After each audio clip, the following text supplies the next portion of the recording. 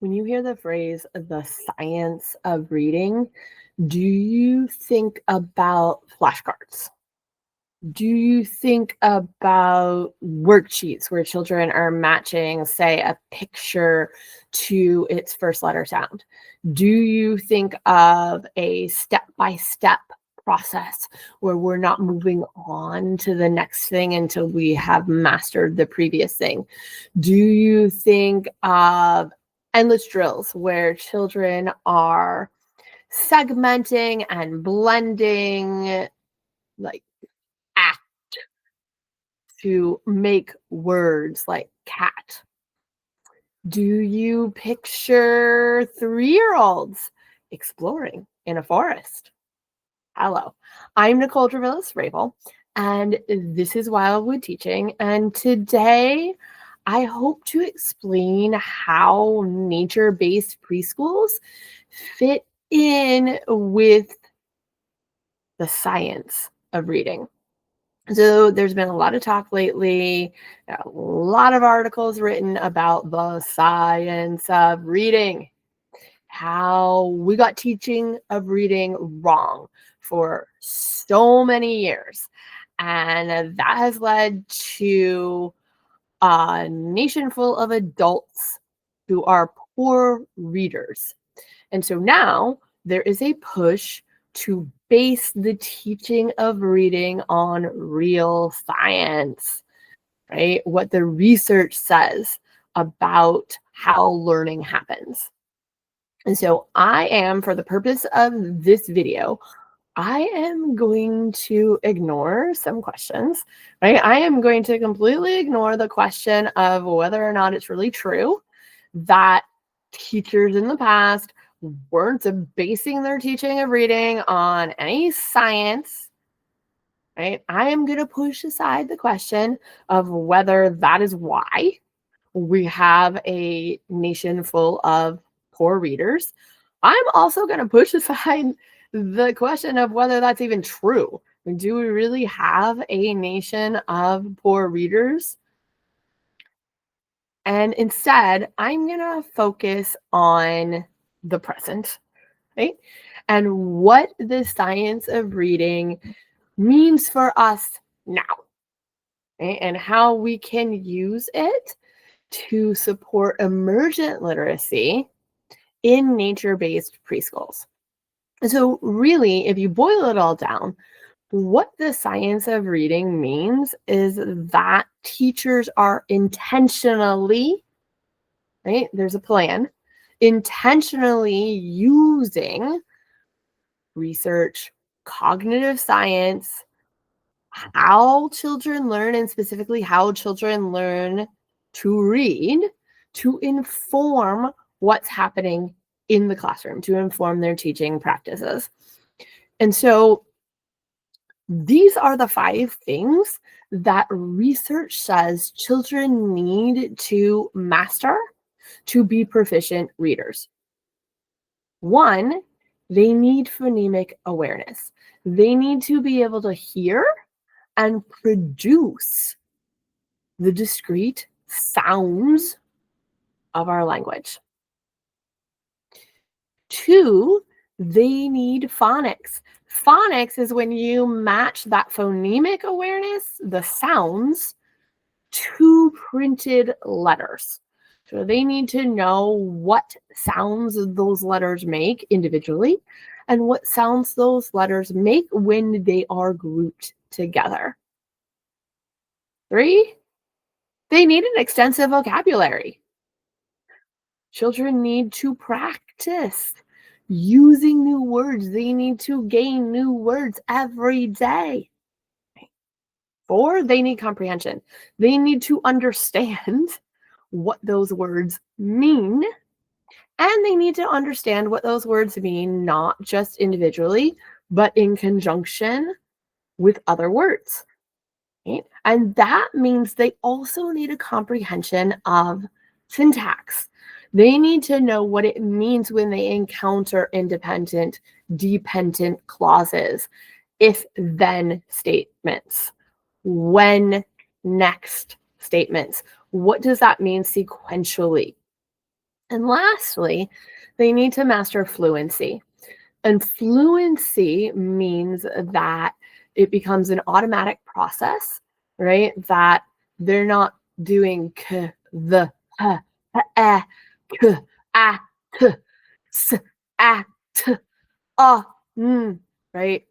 Because that isn't an automatic process, right? It needs to be quick. It needs to sound like it sounds when people are talking. Oh, that cat sat on the mat.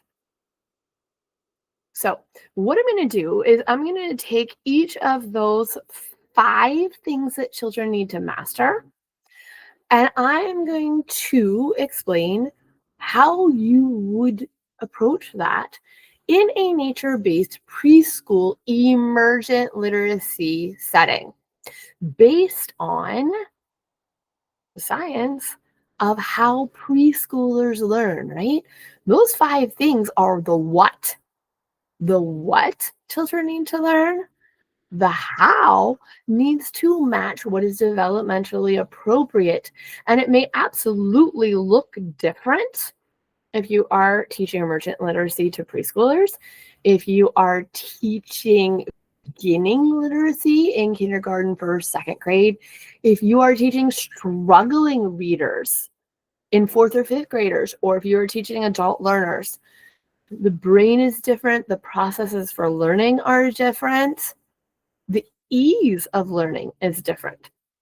And so here, so science of reading as approached in nature preschoolers, and I'm going to start with phonemic awareness. So developing phonemic awareness is luckily the same for preschoolers, whether you are teaching them outside, whether you're teaching them nature-based, whether you are teaching them in a traditional indoor program. You need to give preschoolers who learn through experience, who learn through play, you need to give them lots of experiences playing with the sounds of words. So that means singing rhyming songs, playing those game songs like Willaby Wallaby Woo or the name game. That means that you generate nonsense rhymes. I can generate nonsense rhymes about the leaf, peef, weef, seef, right? As easily as I can generate nonsense rhymes about a block, right? A block that you might have inside. It's a block, walk, sock, right? You need to play with the sounds, right? Stretching out the sounds of their names. Children are attached to themselves, right? The ego in preschool, right? How do I stretch out the sounds of my name and make my name sound silly? Nick. Oh, right? Can I stretch out somebody's name and have you guess who I'm saying? We play I Spy in the forest, and there's so many different ways you can play I Spy, right? You can do the traditional I Spy something blue, right? But you can also use it to practice anything, right? Practice a foreign language, practice math shapes, right? I spy something that is a triangle. You can use it to play with those letter sounds. I spy something that begins with the sound B. I spy something that, if I said it really slowly, would sound like this. L, E. Who knows what I'm spying? Right? So play those games. Make it playful every day. We do this sometimes is how we line up, right? Everybody whose name begins with us, go ahead and get in line, right? And you can do that with segmenting and blending as easily, right? So phonics, right? A lot of preschool age phonics is done through writing. You want to have that writing reading connection for literacy. And so we have our floor book, right? where the children are sharing that writing piece with an adult. And that might be that what they're ready for sharing is that they're dictating it and I'm writing it while modeling it, right? Oh, we want to write about the leaf. Okay, leaf. Leaf begins with an L. Okay, I'm going to write an L. I'm not going to do every single one because that's not preschool appropriate. I'm going to do the first sound. Maybe later in the year, I'm adding the ending sound or I'm adding other sounds. But right now, all I'm modeling is that first sound, right? So maybe I have some children who want to participate, who want to hold that marker and write some things in the floor book themselves. I'm going to honor their approximations, right? And even if they get it wrong, that is a chance for us to talk, right? If they want to write and I say, okay, you want to write the word leaf, and they say, oh, that begins with a B, that's a chance for us to talk about it, right? Okay, so the B begins with a B sound. That is a chance for us to practice letter formation, right? That's how we do it as a group. Children also have nature journals that they use on their own. You can also bring outside, and I should say the nature journals are similar process, right? If children aren't ready, they're just dictating it, right? Oh, this is a fantastic picture. What do you want to remember about this picture the next time you look at your nature journal? Because that's what we're going to write down. They could be dictating it to me. A lot of kids are dictating it this time of year, and I'm not doing every sound. Like I said, I'm not even doing every first letter sound. One or two, whatever that child is ready for, right? You can also bring outside things that you have inside. Bring out the magnetic letters, right? I had one child he's got an older sibling, and so who is in first grade, and so he's already on it with all of the letter sounds. And so he used those magnetic letters and he got a maple leaf and he put an M right on top of it. And he got a stick and he put an S right on top of it. He actually got grass and he put an LG on top of it for long grass. And so you can play around with the magnetic letters. You can do that as a group. If you've been watching things, you know that we have like the treasure hunt in the forest. And so sometimes that treasure hunt could be I'm bringing the magnetic letter S out. I'm placing it down in the middle of our white sheet and go find something that begins with an S, that begins with a sound. I'm always saying the letter name and the sound together when we are going to search for it. So there are a lot of ways that you can intentionally bring letters and the written form out into your play and your exploration in nature, right? The third one there is vocabulary, right? How do people learn new words? You learn new words by being exposed to them and understanding and remembering their meanings, right? There's two ways that preschoolers can be exposed to new words. They can explore, right? They can explore actions. They can explore something in the forest, and they can learn the vocabulary because they are touching and interacting with something.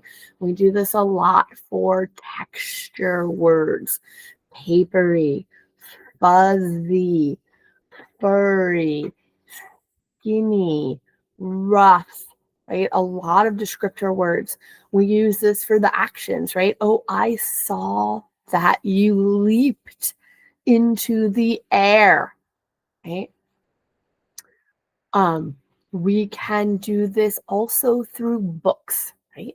And we read a book, at least one or many books every day. Just bring those books outside. Have your story time outside. Read individually with children outside. That is a lot of the ways that they are getting new words. And don't shy away from the larger words. Use words like replicate. Can you replicate my pattern? Right? Can you replicate what you just did in terms of a science experiment, right? Because you also, again, want that comprehension tied to it. You want to use what they call is the mean length of utterance, right? Your length of sentences. Use complex sentence structures. Encourage that from the children. All right. Fourth one, comprehension. So we do a lot of story retelling, right? You can use puppets to retell. Those are easy to bring outside. You can use reader's theater, right? You can act out a book while you are reading it. So I want you to remember that reading, and this is what I tell parents, reading is a complex endeavor. Absolutely. You need to know the letters and their sounds, right? You need to know k, you need to know a, you need to go t, right? But you can say k, a till the cows come home. You can even know how to blend it, cat. But unless you have experience in the real world, you cannot comprehend a book's meaning, right? So if you are reading a story where a child is sad, right? They had something disappointing happen, they were yelled at by their parent, and their cat sidles up to them, rubs their side. This child needs to know about softness. They need to know what it feels like to feel sad, to be comforted. They need to have all of those real world experiences in order to grasp the meaning inherent in the words, right?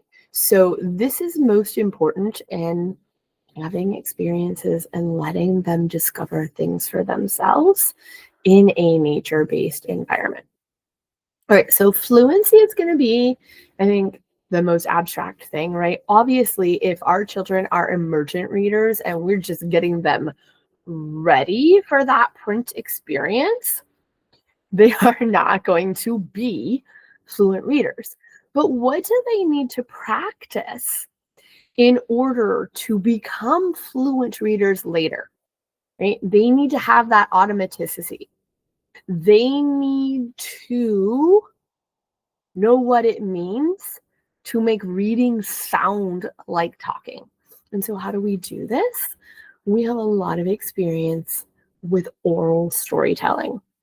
And that is both the modeling of oral storytelling, where I am telling a story or the teachers are telling stories, right? And so they get to hear what reading should sound like. They also have a lot of practice here at Wildwood Nature School with oral storytelling. So we like to gather around our campfires and tell stories, right? This time of year, right? We're really into ghost stories. Like, as you know, that Halloween experience lasts through November, perhaps through December, until that next holiday comes around for them. But we like to practice telling ghost stories, right? And that could be we're listening to an individual tell a story, or it could be we're telling a group story where one child starts the story and another child continues it, which is also a listening practice, right? They need to know where we're at in the story and what came before it to know who the characters are, what the setting is, what the characters are doing, and what would be the next logical sequence, right? Because if they're practicing that logical sequencing, it makes it easier when they encounter it later while they're reading, right? What would be logical here? So as you can see, right, emergent literacy practices that are backed by science are just as easy to include in a nature-based setting as in your traditional setting, as long as you are intentional, right? You have to know what the pieces are. You have to know how children are learning. And yes, yes, because the print is not, there's no letters written on the leaves outside. You do have to be intentional about how you are bringing it to the children.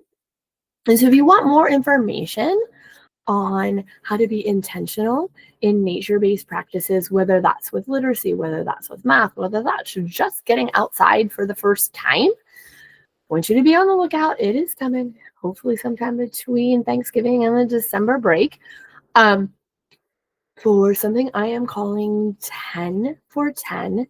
These are going to be 10 quick hit training videos, each one based on one small thing that you can implement immediately. One of them will be literacy activities that you can do with nature, inside or outside. But I'm also going to do some gardening videos on how you can start your preschool gardening. You want to be looking for that for spring coming up. Or what to do on hikes with the children, small bites. None of the videos are longer than a half an hour. They're all going to be offered at $10 a piece. That's the 10 for 10 piece. There is a price break if you want to purchase the whole bundle. So I'm really excited about this because I want to get people outside quickly. And these are going to be things that you can implement right away. So be on the lookout for that coming down the pike in the future. And then join me here next week for another episode of Wildwood Teaching, when I will be talking about what would Piaget do, right? How would Piaget look at nature preschools? I will see you there.